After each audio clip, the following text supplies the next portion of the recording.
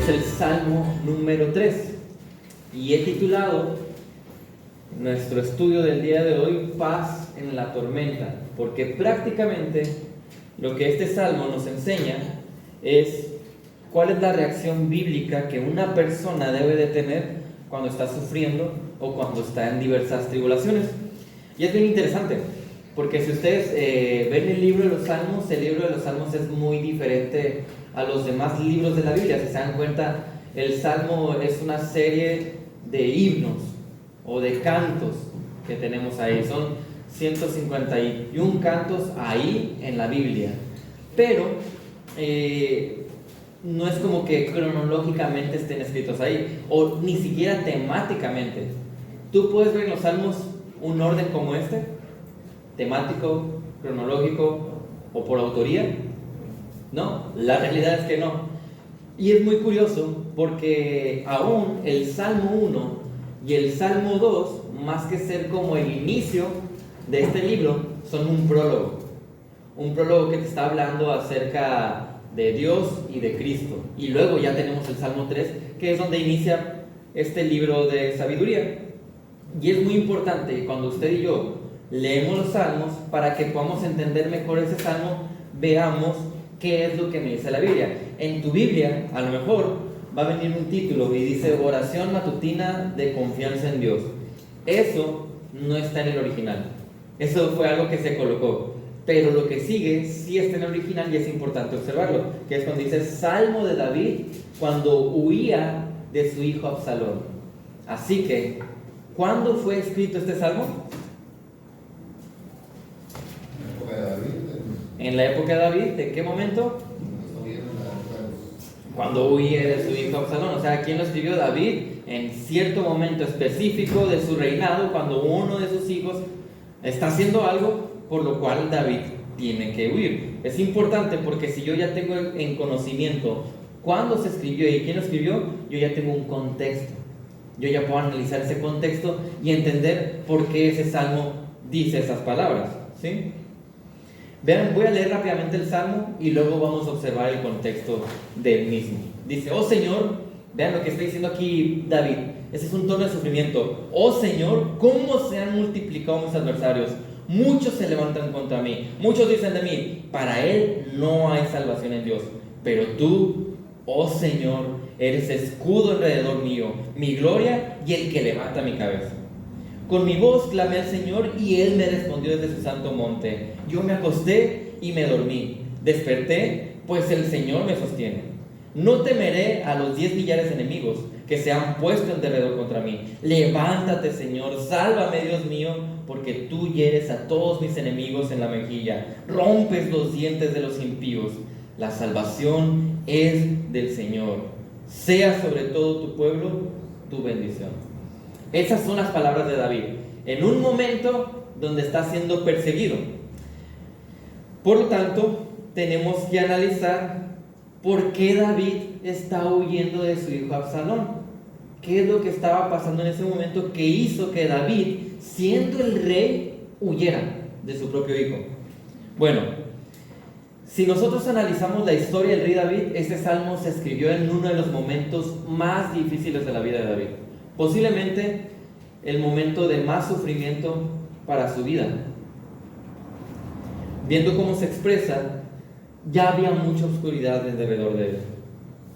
Sabemos por la historia que David tuvo muchos enemigos desde el inicio, cuando él ya había sido seleccionado como rey y aún ya había sido ungido. ¿Quién estaba reinando en ese momento? Saúl, el rey Saúl. ¿Y cómo trataba el rey Saúl a David? Como un buen suegro. No, lo quería matar. Y aún David estaba a su servicio, ¿no? David hacía lo que Saúl le pedía. Aún cuando Saúl tenía estos ataques, y vean mis comillas, de ansiedad, David era quien lo calmaba con su música. Entonces, desde el inicio David hemos visto que tiene muchos enemigos, muchos momentos de persecución, dificultades, traiciones, ataques, pero tal vez ninguno le dolió como este. ¿Y saben por qué? Porque era su propio hijo, exactamente. Para el momento en que surgió este ataque a David, él ya era un hombre mayor, un rey que tenía mucho tiempo gobernando, de hecho ya era muy poderoso y de mucha influencia, aún las naciones paganas lo respetaban, y hasta este momento, si tú analizas la vida y el reinado de David, él no ha tenido ninguna derrota. Cuando él va a la guerra, nunca había perdido hasta ese momento. Impresionante. Y en este punto, David hace que el imperio crezca mucho más, dando más riqueza, más fuerza y más gloria a la nación. Para ese momento, según los historiadores, David controla el reino más grande de esa época, siendo en ese tiempo el hombre con más poder, riqueza y éxito para muchas personas. Pero en este momento cumbre del reinado de David hay un tropiezo tremendo. ¿Recuerdan cuál fue? Dice, cuando todos los reyes iban a la guerra, David se quedó en su casa, ¿no? En su palacio. Y estando en su palacio, de ocioso, como tenía que estar trabajando, asomándose por su ventana, ve en el patio muy cercano a una mujer posiblemente hermosa bañándose. Y en lugar de huir de la tentación, la llama para sí, y conocemos la historia, ¿no? Él practica ahí adulterio con ella, a un asesinato contra su marido, mentiras contra la nación, y el Señor trae condenación para su vida. A partir de ese momento vemos una decadencia en la historia de David. Ahora, ¿qué sucede? Uno de sus hijos incluso toma y abusa a una de sus hijas. Otros de sus hijos empiezan a pelear entre ellos. Se empieza a destruir todo lo que él había construido, todo por el pecado, salpicando todo lo demás. Y a partir de este momento es cuando empezamos a ver que surge en la historia este llamado Absalón.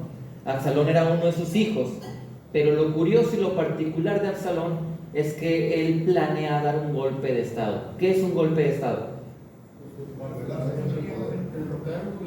Exactamente, usurpar el trono, quedarse con el gobierno, quitar a su padre del lugar, buscar gente de su lado para quitar a la gente de su padre, traicionarlo, en pocas palabras. Así que, ¿quién era Absalón o cómo es que tenía esta influencia para lograr este golpe de estado? Bueno, Absalón era un hombre político.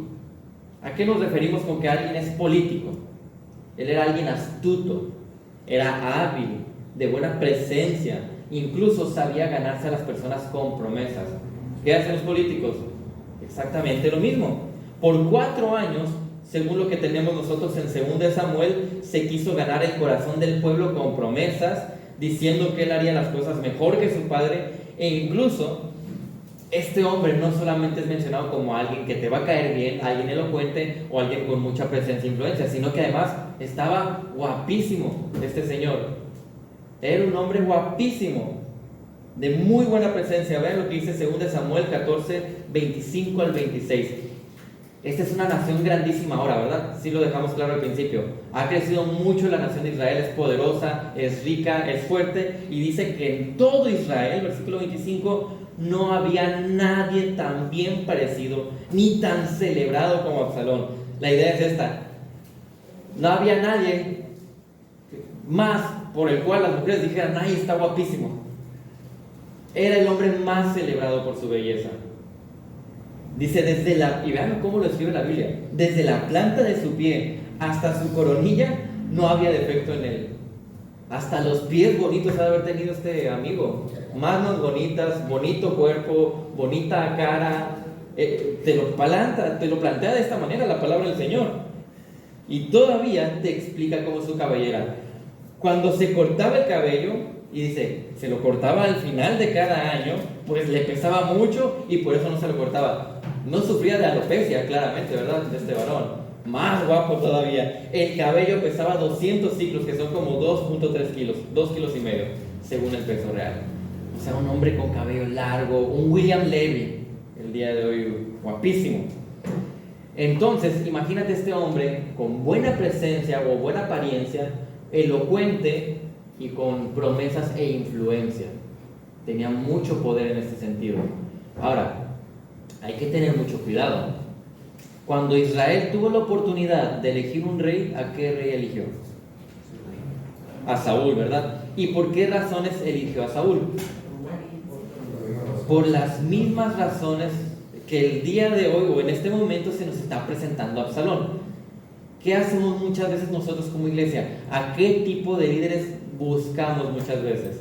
Tristemente lo mismo, elocuencia y apariencia de piedad.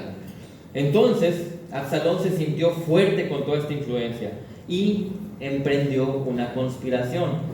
Lo que sucede es que David se entera de que su hijo está conspirando y para no hacer una guerra civil dentro de la nación, David escapa de noche, junta a las personas más cercanas a él y se va.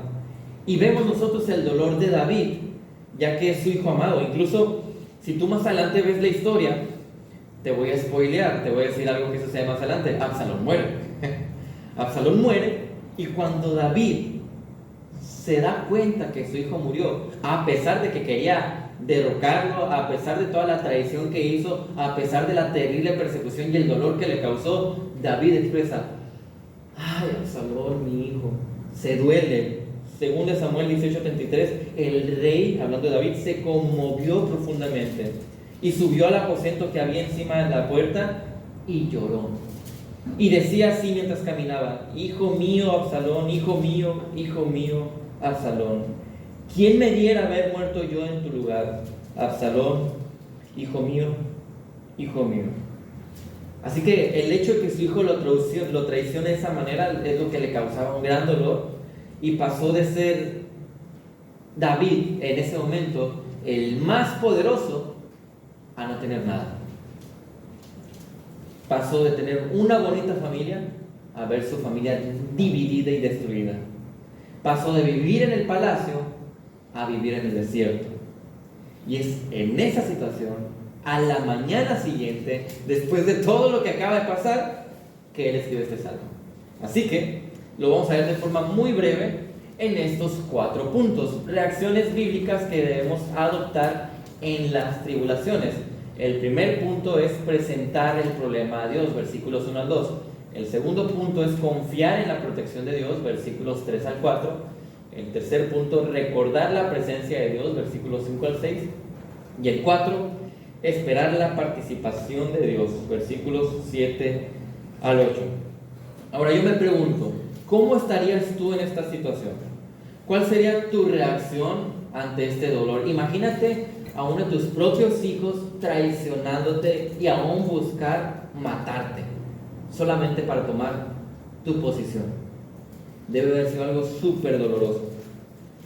Y la realidad es que todos nos hemos encontrado en situaciones difíciles, partes dolorosas de nuestra vida, pero nosotros vamos a ver el día de hoy cómo un hombre que es mencionado en la Biblia conforme al corazón de Dios enfrenta el sufrimiento. Cómo se debe de vivir en medio de la tormenta. Para este punto, David ha hecho cosas tan terribles que ya ha aprendido mucho de lo que es el pecado. Así que vamos a ver el día de hoy el primer punto: presentar el problema a Dios. En medio del dolor, en medio del sufrimiento, en medio de las tribulaciones, lo primero que tenemos que hacer es acudir al único que puede ser tu auxilio. Normalmente, hermanos, ¿cuál es nuestra reacción cuando empezamos a sufrir? Habitualmente, ¿qué es lo primero que buscamos?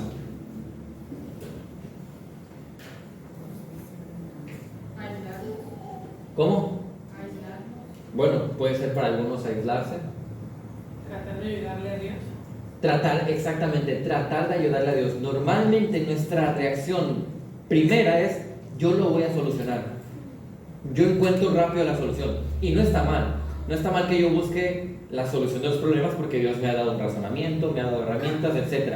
Pero incluso antes de empezar a tomar acción, yo debería de considerar por lo menos a Dios. Yo recuerdo que hace como 10 años, creo, más o menos, un poco más, estaba yo saliendo de la prepa, voy llegando a mi casa, abro la puerta y mis papás justo iban llegando, y yo los veo bien histéricos, a los dos hablando por teléfono. Y mientras hablaban por teléfono, los dos, no sé por qué, mi papá estaba contando 1, 2, 3 en el teléfono. Y mi mamá conversando con una persona, mientras conversaba, me escribe en un papel. Y yo no sabía qué estaba pasando. Y en el papel me escribe algo así como secuestraron a Allison, algo así. No me acuerdo bien ya qué me puso. Y me lo muestra y yo dije, ¿cómo? No entendía nada de lo que estaba pasando. Y mis papás estaban todos histéricos. Y resulta que era una extorsión. Ya mi papá iba a salir corriendo a llevarles el dinero al banco, a sacar y que no sé qué. Y yo me arranco corriendo con los vecinos para pedirles un teléfono para marcarle a mi hermana, porque mis papás traían los dos teléfonos ocupados y como siempre el Tony no traía saldo. Entonces ya me prestan un teléfono, le marco a mi hermana y mi hermana está como si nada en el trabajo. Entonces ya mis papás se relajan y ellos reconocen nuestra reacción en medio de la tribulación, en medio de la presión, en medio del dolor. Nunca fue pensar en Dios. En ningún momento, ni siquiera por su mente pasó una oración, un presentar el problema a Él, un depender, nada. Y muchas veces esa es nuestra reacción cuando estamos presionados, cuando deberíamos de primero que nada, en medio del sufrimiento, presentar el problema a Dios. Y yo tengo aquí una pregunta: ¿qué tan rápido puede llegar la tormenta y destruirlo todo? Si tú ves un tornado, un huracán, ¿qué tan rápido lo puede hacer? Puedes tener algo precioso afuera y en cuestión de segundos es destruido y cambia todo. De un momento a otro nuestra vida puede cambiar. Y eso es algo que tarde o temprano puede pasar. Y como tarde o temprano puede pasar, tú y yo tenemos que estar preparados para ver cuál va a ser nuestra reacción. ¿Cómo es que nosotros vamos a responder cuando eso suceda? Entonces, uno podría preguntarse, bueno, si ya la tormenta pasó y lo destruyó todo, ¿para qué voy a orar si ya todo está perdido? ¿Qué opinan de eso? ¿Para qué oramos si ya todo está perdido? Aceptar la voluntad del Señor. Ok, exactamente. Nosotros lo que estamos haciendo es, yo le presento el problema, no porque Él precisamente me va a solucionar mis problemas. Dios no es un genio de la lámpara al que acudimos para que nos cumpla los deseos. Tampoco es un Santo Claus para que me dé lo que yo quiera. No es un solucionador de problemas en ese sentido nuestro Dios, sino que yo acudo a Él, porque ¿quién va a ser el único que de verdad puede traer un consuelo interno a tu vida a pesar del dolor? Solamente Dios. Es más, lo más probable muchas veces es que ni siquiera se solucione la situación o el problema. Muchas veces ni siquiera tiene solución. Así que por eso es tan importante que lo primero que haga es presentar el problema a Dios, porque yo necesito reconocer su soberanía. Yo necesito reconocer su control en la vida y en todo lo que sucede, independientemente si lo considero bueno o malo, o si puede tener solución o no esa circunstancia. Así que presentar el problema a nuestro Rey, al soberano que lo controla todo, al que permite e incluso ordena las cosas, es una prueba de que yo estoy respondiendo correctamente, de que estoy empezando a aprender, de que en el orden de prioridades en mi cabeza está Dios. Cuando Dios no está en el primer lugar, no va a ser lo primero a lo que yo voy a acudir, porque primero estoy pensando en otras cosas. Y te voy a volver a preguntar, ¿qué haces tú cuando los problemas te abruman? ¿Qué haces cuando parece que ya no hay salida? ¿Tu respuesta es Dios? ¿Te estás tratando de acercar a Él? Porque David claramente presenta la situación. Podemos verlo. Él está diciendo, mira Señor, observa que ya no nomás mis adversarios, mis enemigos, son las naciones paganas. Ve cómo se han multiplicado a tal punto que ahora mi propio hijo es quien atenta contra mí. Y todavía exclama diciendo, y incluso Dios observa cuál es la opinión popular. Para él no hay salvación en Dios. La idea es esta. Seguramente las pocas personas que él se llevó consigo, muchos ya están opinando, y David ya le van a dar cuello. David no tiene salida ni escapatoria de esto. La idea que te está tratando de presentar cuando tú lees 2 de Samuel es que Absalón, con toda la influencia que tenía, de verdad tenía casi a toda la nación de su lado. Y fueron muy pocos los que siguieron a David, dejando claro que no había muchas salidas de escape para él. Incluso David está muy preocupado porque uno de sus consejeros más cercanos se había hecho del lado de Absalón. Cuando tú lees 2 Samuel vas a escuchar recurrentemente el nombre Aitofel. ¿Lo recuerdan? Era este hombre, un estratega de guerra, cercano a él, buen consejero, por quien seguramente había ganado muchas de las batallas. Y David sabía, tener a Aitofel en tu contra es de lo peor que te puede pasar.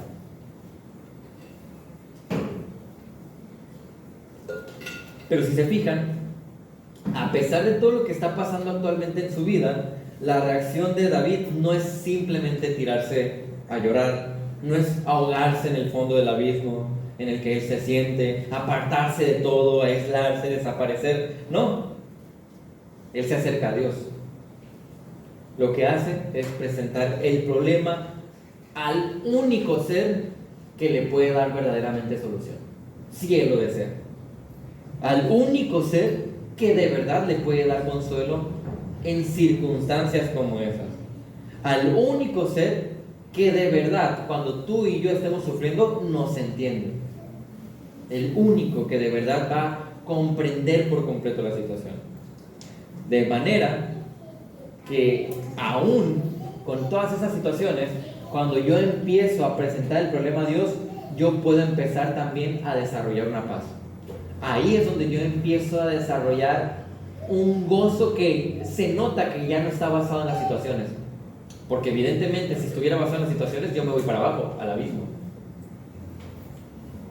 Primera de Pedro 5:7 dice, echando toda su ansiedad sobre Él.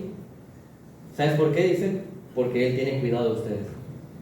¿Recuerdas la palabra cuando dice que Dios conoce cada uno de tus cabellos? ¿Está exagerando la Biblia?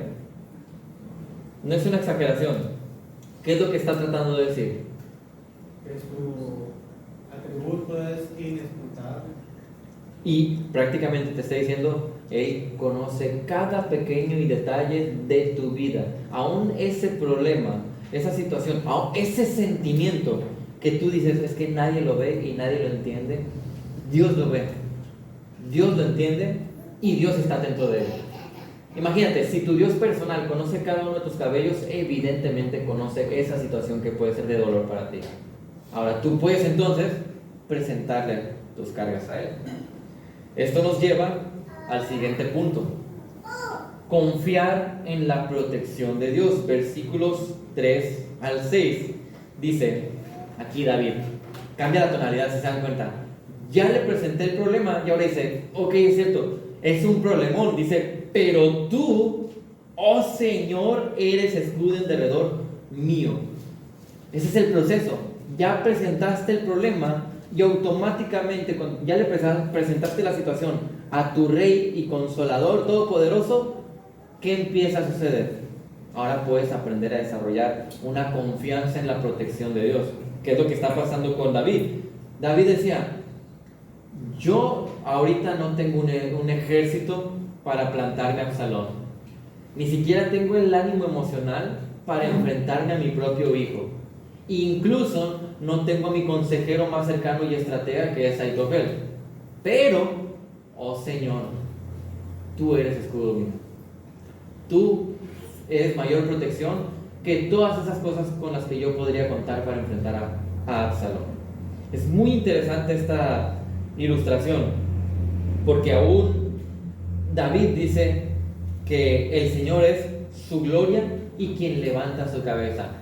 ¿Por qué crees que estas palabras son relevantes para el rey David? Porque este era un hombre que sabía muy bien, que llevaba tantos años de reinado y nunca había tenido una derrota. Él sabe lo que es la gloria y tener la cabeza erguida por las victorias que tiene. Y él dice, aún esas victorias que yo he tenido no son por mí, no son lo que me dan la gloria, no son lo que han levantado mi cabeza, sino que es mi confianza en ¿quién? En Dios. Desde el inicio, cuando David enfrenta a David y Goliat, ¿qué es lo que te está enseñando esa historia? ¿Qué es lo que te enseña el hecho de que David venció a Goliat? Que tú vas a derrotar a los Goliaths de tu vida. El poder de Dios. La confianza, ¿no? David era un ser diminuto a comparación de Goliat, débil, escuálido, no tenía nada que hacer contra Goliat. Pero ¿cuál fue la enseñanza ahí? La confianza en su Dios. Y aquí lo reafirma. Pasan los años y ahora David sigue con ese corazón conforme a su Dios. 10 de los 12 espías en Canaán no confiaron en Dios y vieron su problema más grande que su Dios. Pedro mismo en la corte de los judíos fue señalado y tembló de miedo. Marcos, en el Nuevo Testamento, abandonó el primer viaje misionero por las presiones ministeriales y mejor volvió con su mamá a Jerusalén. Pero David, si se dan cuenta, aún con su propia nación, de la cual era rey, en contra, confía en Dios. Y luego vean lo que menciona en el versículo 4. Con mi voz clamé al Señor y Él me respondió desde su santo monte.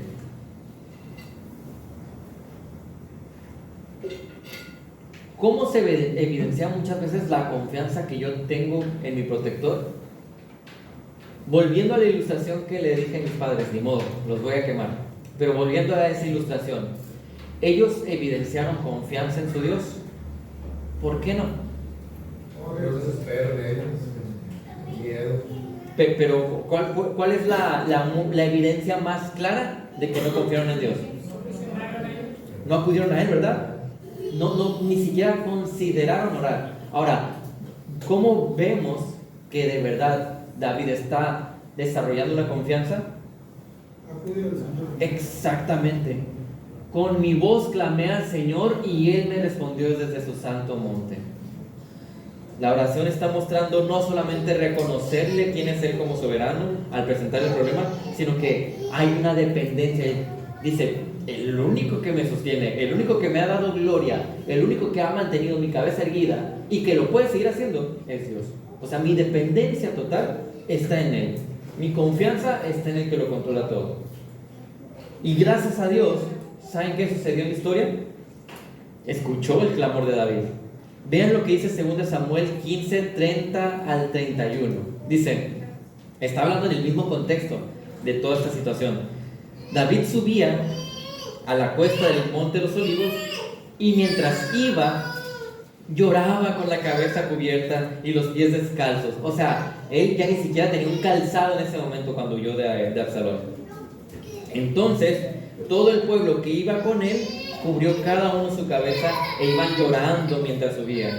Y alguien dio aviso a David: Aitofel, que es el consejero, está entre los conspiradores con Absalón. Y David dijo: oh Señor, te ruego, haz necio el consejo de Aitofel. Decía, este estratega de guerra, por favor, Señor, haz que por lo menos una vez se equivoque para que Absalón no tenga victoria.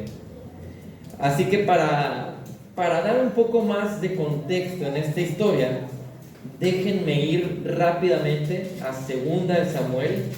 Si quieren verlo ustedes ahí en tus Biblias, 2 Samuel, capítulo 17. Vean, déjenme contarles lo que dice aquí en esta historia a partir del versículo 1. Aitofel dijo también a Absalón. Es como si nosotros viéramos una escena de una película y de repente ya te muestran otra, donde está Aitofel, el consejero, el estratega, aquí con Absalón platicando. Y dice, Aitofel dijo también a Absalón: le ruego que me deje escoger 12,000 hombres y esta noche me levantaré y perseguiré a David. Caeré sobre él cuando esté cansado y fatigado, le infundiré terror y huirá todo el pueblo que está con él. Entonces heriré al rey solamente y haré volver a usted a todo el pueblo. El regreso de todos depende del hombre a quien busca. Después de todo, el pueblo estará en paz. ¿Qué le está dando a Aitofel? Un buenísimo consejo. Le está diciendo: ¿sabes cómo derrotar a David? Y al mismo tiempo quedarte con todas las personas que están de su lado. Vamos a llegar y los vamos a espantar con la cantidad de guerreros que tenemos enfrente. La gente va a huir y así ya lo matamos a David y todos los demás vuelven con nosotros. Sencillo, ¿verdad? Un buen consejo. una buena manera de hacer las cosas para obtener la victoria. Y el plan agradó a Absalón y a todos los ancianos de Israel. Estaban de acuerdo. Entonces Absalón dijo: llame también ahora a Usaí, el arquita, y escuchemos lo que él tiene que decir. Cuando Usaí vino a Absalón, le dijo: Ahitofel ha hablado de esta manera, ¿llevaremos a cabo su plan? Si no, habla. Y Usaí dijo a Absalón: esta vez el consejo de Ahitofel ha dado no es tan bueno. Dijo además Usaí: usted conoce a su padre y a sus hombres, que son hombres valientes y que están enfurecidos como una osa en el campo privada de sus cachorros. Su padre es un experto en la guerra y no pasará la noche con el pueblo. Ciertamente él ahora se habrá escondido en una de las cuevas o en algún otro lugar, y sucederá que si en el primer asalto caen algunos de los suyos, cualquiera que se entere dirá: ha habido una matanza entre el pueblo que sigue a Absalón. Así que la idea es esta. Llega Usaí y le da un consejo diferente al de Ahitofel. ¿Quién está detrás de todo esto? ¿Quién está empezando a mover las cables? ¿Quién es la mano soberana que está permitiendo todo eso? Es Dios, ¿sí? Y luego, si nos movemos un poquito más hacia adelante, al versículo 14, dice: Absalón y todos los hombres de Israel dijeron: el consejo de Usaí, el arquita, es mejor que el consejo de Ahitofel. ¿Observan? Pues el Señor había ordenado que se frustrara el buen consejo de Ahitofel para que el Señor trajera calamidad sobre Absalón. ¿Ven? La misma palabra te está diciendo: el Señor soberanamente hizo necio la decisión del consejo, la decisión de los ancianos y de Absalón, y en lugar de seguir el correcto consejo del estratega Ahitofel, buscan el otro. Y con esto el Señor frustra sus planes. ¿Qué es lo que vemos? La protección del Señor sobre David. David no sabía nada de esto. ¿David estuvo presente en esa reunión? ¿David escuchó el consejo de Usaí o el de Ahitofel?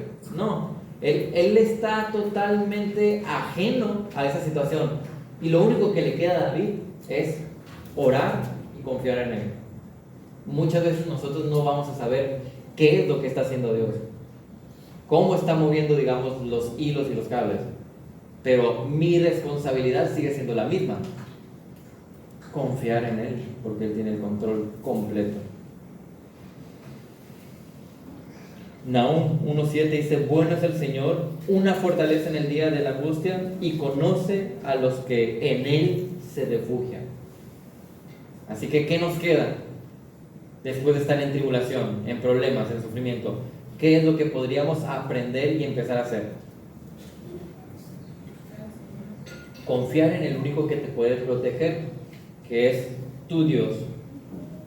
Y esto nos lleva al punto número 3. Recordar la presencia de Dios, versículos 5 al 6. Lo que vemos aquí es la reacción de alguien que recuerda de forma correcta la presencia de Dios en su vida. Y eso es importante, porque hay que recordar que mucha gente tiene una confianza en su Dios, del cual él se ha hecho una idea que debe ser, pero que no es precisamente el de la Biblia. ¿Sí me explico? Mucha gente empieza a recurrir o a desarrollar mucha paz en un Dios falso, aún yendo a iglesias bíblicas, porque se hace una idea de su propio Dios. Pero aquí hay que tener en cuenta que David está recordando la presencia del Dios verdadero, alguien que tiene ciertos atributos, cierto plan, y que entonces tú puedes confiar en esas áreas que la Biblia claramente te está mencionando. La pregunta que rápidamente podemos hacernos leyendo esto dice: yo me acosté y me dormí y después desperté. ¿Qué es lo que te está expresando esa primera parte del versículo 5? Yo me acosté y me dormí y desperté. ¿Qué ves aquí? Confianza, seguridad. Exactamente, la pregunta es: No le quitas sueño. exacto, ¿qué hombre en su sano juicio, teniendo a tu hijo en contra para derrumbarte, teniendo a tu fiel consejero del lado de tu hijo para destruirte como estratega, puede concebir el sueño tan tranquilamente? O sea, se acostó, durmió y te da la idea, y ya después de haber descansado, despertó. ¿Quién puede hacer eso? Alguien que recuerda la presencia de su Señor, que está consciente de quién es su Padre. Esto me hace pensar en las únicas personitas que pueden descansar a pesar de que todo puede estarse cayendo externamente. ¿Quiénes son esas personitas? Los niños, los bebés. Ellos no saben mucho los problemas que hay al exterior y ellos pueden quedarse fácilmente dormidos en los brazos de sus padres. ¿Por qué? Hay una confianza, seguridad, protección. Por eso tan fácilmente pueden dormir. Y es la idea aquí también. David sabe quién es su padre, así que no teme. Dice, bueno, pase lo que pase, va a ser la soberanía de Dios. Está seguro en su Padre Celestial. Por eso, lo que menciona después de haberse despertado es, pues el Señor me sostiene. ¿Por qué pude dormir tan plácidamente? ¿Por qué puedo descansar aún con tanto terror alrededor? Dice, porque el Señor me sostiene. Él me da esa fortaleza, Él me da esa tranquilidad y esa paz. Y menciona, no temeré a los 10 millares de enemigos que se han puesto en derredor contra mí. ¿Por qué? Porque Él puede recordar quién es su Padre. Él puede recordar la presencia del Todopoderoso.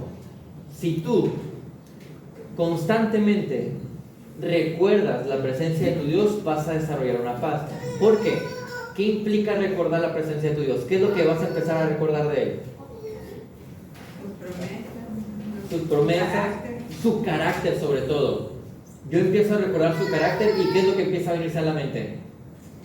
Poder, conocimiento, sabiduría, fidelidad, omnipresencia. Está en todo lado, claro que vas a ver mi situación. Inmutabilidad, justicia, misericordia, gracia, amor, etc. Empiezas a recordar todos estos aspectos de tu Padre. ¿Y qué desconfianza vas a tener en la situación? Ahora, ¿cómo te puedes derrumbar cuando entiendes cómo es tu Señor? No hay mejor sostén que Él en todo caso, porque lo estás recordando. Pero cuando caemos en la ansiedad, el estrés, el nervio, el terror, la depresión, ¿por qué pasa esto? Porque estamos dejando de recordar a ese Señor. Nuestro entendimiento se está alejando de esa realidad. Recordar la presencia de Dios no es pensar que su presencia va a borrar el problema de mi vida. Esa no es la idea. Puede que toda mi vida sufra por falta de dinero, o que sufra por una enfermedad, o que sufra porque nunca se van a arreglar ciertas situaciones o relaciones. Pero recordamos la presencia del Señor para entender que primero, su presencia me da consuelo. Él no me deja solo. Él está al pendiente de lo que sucede en mi vida. Él incluso no solamente lo controla, Él lo permite y lo ordena. Eso es tremendo. Salmo 94:19, cuando mis inquietudes se multiplican dentro de mí, tus consuelos deleitan mi alma, dice la palabra. Además, la presencia del Señor te da tranquilidad de entender su conocimiento infinito, su sabiduría perfecta, la soberanía tan precisamente santa que tiene, y que por alguna razón Él, y ojo, esto es importante, permite ciertas cosas porque le da razón a las situaciones. Él permite las cosas con un propósito. O sea, el sufrimiento y la tribulación que estoy viviendo tienen un propósito para mi vida. Juan 16:33 dice, estas cosas les he hablado para que en mí tengan paz. En el mundo tienen tribulación, pero confíen, yo he vencido al mundo, dice Jesús. Así que esas son algunas de las cosas que podemos empezar a considerar recordando la presencia de Dios para no derrumbarnos cuando llegue el sufrimiento. Hasta aquí, hermanos, hasta este punto, ¿hay alguna pregunta o comentario? Muy bien, entonces veamos el siguiente punto, que es esperar la participación de Dios o la intervención de Dios. Vean lo que dice el versículo ahí. Levántate, Señor, sálvame, Dios mío. ¿Sí? ¿Están viendo cómo va David cambiando su actitud conforme vas leyendo los versículos? En la primera parte, ¿cómo estaba David? Versículo 1 al 2. alguien dolido, pero que está acudiendo a su Dios como único auxilio. Luego ves versículo 3 y 4, ahora estás viendo a alguien con un poco más de confianza. Cambia la escritura, está una persona que empieza a decir, bueno, Él es mi protector, no tengo nada que temer. Llegas a los versículos 5 y 6 y ves a alguien muchísimo más seguro que dice, oye, pero yo sé cuál es el Dios que yo tengo, yo puedo confiar en Él. Y ahora llegas al versículo 7 y el 8, ¿y cuál es su reacción? Levántate, Señor, sálvame, Dios mío. Ahora es alguien seguro, ya no es alguien que está tirado en el suelo, ¿se dan cuenta? Independientemente que él esté en el desierto sin nada, ha cambiado por completo esa mentalidad porque está entendiendo quién es su Dios. Esa es la respuesta correcta al sufrimiento. Alguien con confianza. Y prácticamente lo que vemos en estos dos últimos versos es como está esperando que Dios intervenga o participe dentro de la situación. No solo nos acercamos y pedimos, sino que estamos alertas, atentos y esperando a ver qué hace Dios con la situación. Por ejemplo, si mi situación de tristeza se debe a que yo perdí mi trabajo, ¿qué es lo que debo hacer? Si tomamos, digamos, todos los pasos, pues voy a presentar mi problema al Señor, confío en que Él tiene el control. Yo recuerdo que la mejor palanca es mi Señor, ¿verdad? Yo recuerdo su presencia, yo sé quién es. Y yo voy a esperar su participación. ¿Acostado en mi casa esperando que me caiga del cielo el trabajo? No. David no está simplemente tirado en el suelo ahí. Él está animando ahora a las personas con su misma actitud, a las personas que están alrededor de él, esperando a ver cómo reacciona Dios, qué es lo que va a hacer Dios para ver cuándo Él se mueve, cuándo Él participa. Está en un punto donde tiene que ser estratégico, militarmente hablando, por todo lo que está pasando, pero Él sigue esperando la intervención o la participación de Dios en esa situación. Y Él menciona, porque tú hieres a todos mis enemigos en la mejilla y rompes los dientes de los impíos. Y mucho cuidado, hermanos, no queramos tomar este versículo como nuestro. No, me trató mal mi jefe del trabajo, Señor, tú hieres a todos mis enemigos y rómpele los dientes a mi jefe que es bien gacho conmigo. No, no lo tomemos así, no es la idea. El punto aquí es de que David dice, hombre, pues ¿qué voy a tener miedo yo si todo el tiempo, si cada situación, si cada guerra que he tenido, el Señor me ha dado la victoria? Cuando un gigante se presentó frente a mí como Goliat, ¿qué pasó con él? ¿Le hizo algún daño a David? Cuando el mismo rey de Israel estaba atacándolo y queriendo matarlo y maquinando situaciones para destruirlo, ¿le hizo algún daño a David? No. Cuando todas las naciones paganas trataron de enfrentarse a él, ya él reinando, ¿le hicieron un daño a David? No. Y él dice, él recuerda, porque tú hieres a todos mis enemigos. Es una expresión que demuestra el poder de Dios en las circunstancias. Él dice, la salvación, versículo 8, es del Señor. La salvación es del Señor. Sea sobre todo tu pueblo tu bendición. Él dice, mira, Señor, tú eres el único que me puede dar salvación. Y Señor, solamente yo pido algo, que tú bendigas a tu nación, a tu pueblo, ya sea con David como rey o sin David como rey, pero que el Señor siga bendiciendo a su pueblo.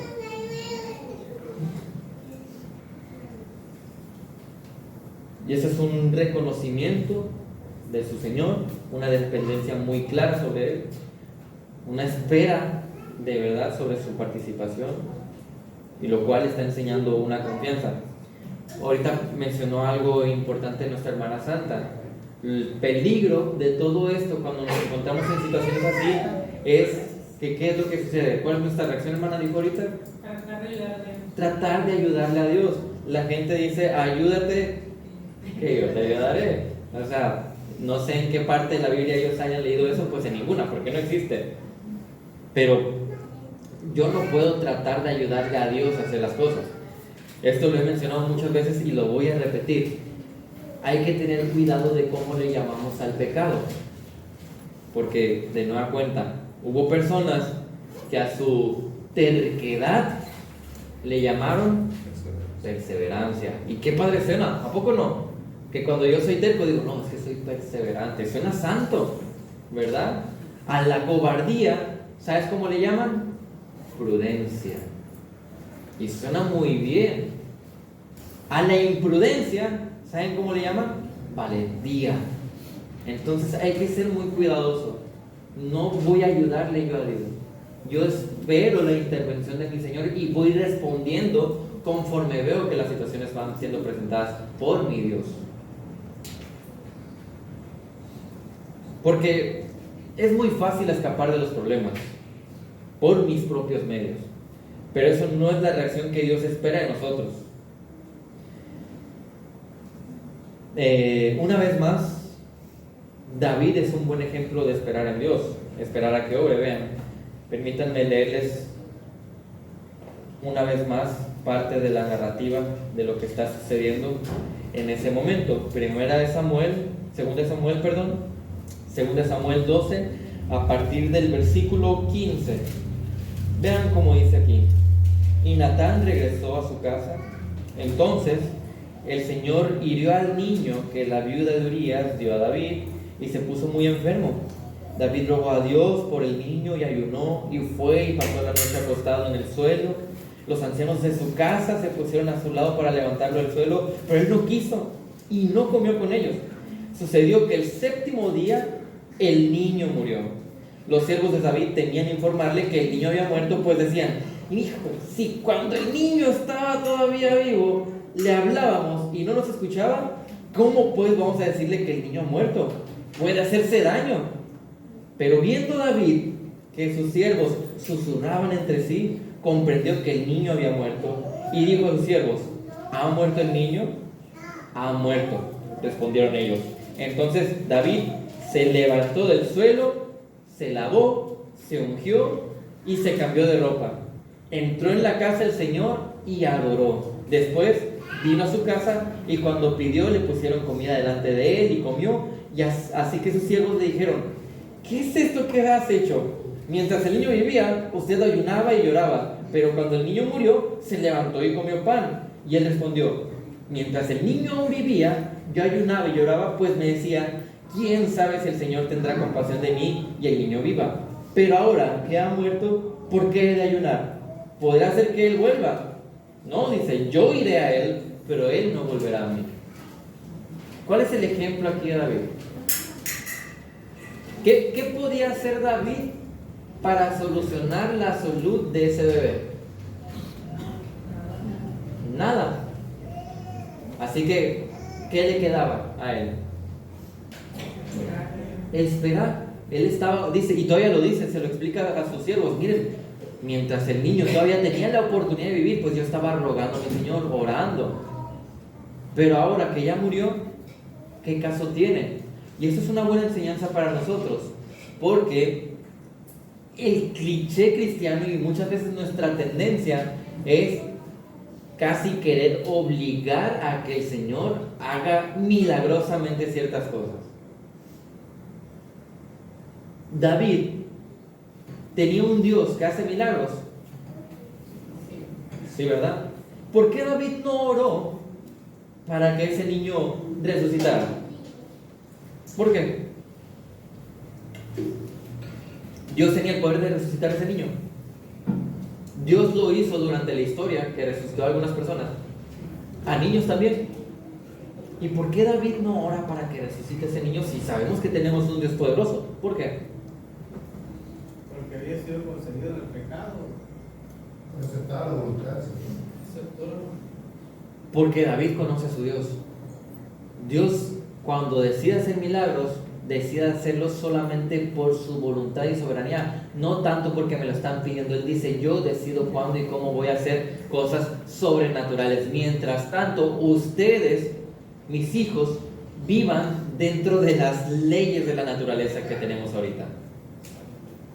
Si tuviéramos, digamos, el regalo de que cada vez que oro por un milagro, Dios lo cumpliera, nosotros estaríamos en este momento orando para que a lo mejor le crezca la pierna al pastor Antonio, porque sería algo milagroso, ¿sí o no? ¿Pero por qué? O cabello. Exactamente. pero, ¿por qué la gente a veces cree que ciertos milagros sí los puede hacer Dios, pero otros no? Porque es un mal entendimiento de su Dios. No están conociendo realmente a su Dios. David no oró por un milagro. David entiende cómo es su Dios, entiende si se fijan, él es realista. Él no está viendo el vaso medio lleno, medio vacío. Él ve la situación tal y como es y reacciona a la situación tal y como es, esperando que Dios participe. Y ya que Dios participó, ya que Dios hizo las cosas, ahora yo reacciono. No buscando como muchos milagros, ¿sí? Pero también él no hizo esa oración para que lo resucitara porque ya el profeta ¿Le advirtió? Le advirtió. Nada más que él oraba por si acaso Dios tenía compasión. Es lo que dice, ¿verdad? Pero él ya sabía que era el resultado, por el resultado de ese pecado, la consecuencia. Y es importante lo que menciona usted, hermana, porque él conocía a su Dios. Se da cuenta, él dice, usted dijo, él ya sabía la promesa de Dios, y él sabe que su Dios promete algo, él te advierte consecuencia y ¿qué va a suceder? Lo que él dijo que iba a suceder. Nosotros no estamos aquí simplemente tomando a Dios como ese genio de la lámpara. Es como toda mi vida fui un infiel a mi mujer, la traté terrible, pero ahora que soy cristiano quiero que ella me trate bonito y me perdone. Amigo, pues sería lo mejor, pero después de todo el daño que hiciste, puede ser muy probable que no suceda, porque son consecuencias del pecado. No, pero Dios puede hacer milagros, voy a seguir orando. Está bien, sigue orando, pero también tienes que enfrentar o afrontar las consecuencias. Y a pesar de ello, confiar en el Señor y desarrollar gozo, porque son consecuencias. Eso le tocó a David vivirlo. Y vemos, acuérdense, a partir de ese momento se empieza a destruir su familia por completo. A partir de él. Así que la dulzura y la tranquilidad de que Dios interviene en esas situaciones es justamente eso, que nosotros de verdad contamos con un Dios que se preocupa, que le da un propósito a la situación y que interviene. Hay gente que dice, al mal tiempo buena cara. El positivismo no es algo que el cristiano necesita. ¿Saben por qué no necesitamos el positivismo? Porque nosotros ya tenemos un entendimiento de quién es Dios. Yo no necesito un falso positivismo y ver el mundo color de rosa, porque mi Dios me permite ver el mundo con una realidad que puede ser cruda, pero con la confianza de que no importa qué tan cruda sea, tengo al mejor, al único Dios verdadero. Así que, mis hermanos, la solución no es negar las aflicciones, la solución no es negar el tamaño de la tormenta, la solución no es ignorar lo gigante que es mi tribulación, porque ahí están los problemas. De hecho, no podemos escapar de los problemas muchas veces. Entonces, ¿cuál es la solución? Es voltear a ver al Señor, su grandeza, y responder a ese Señor grande con confianza, con acudir a Él, con recordarlo a Él, con esperar en Él, que es prácticamente lo que tratamos de observar en este Salmo 3. Así que antes de culminar, ¿habrá alguna pregunta o algunos comentarios respecto a este tema de una reacción o estas reacciones bíblicas que podemos desarrollar?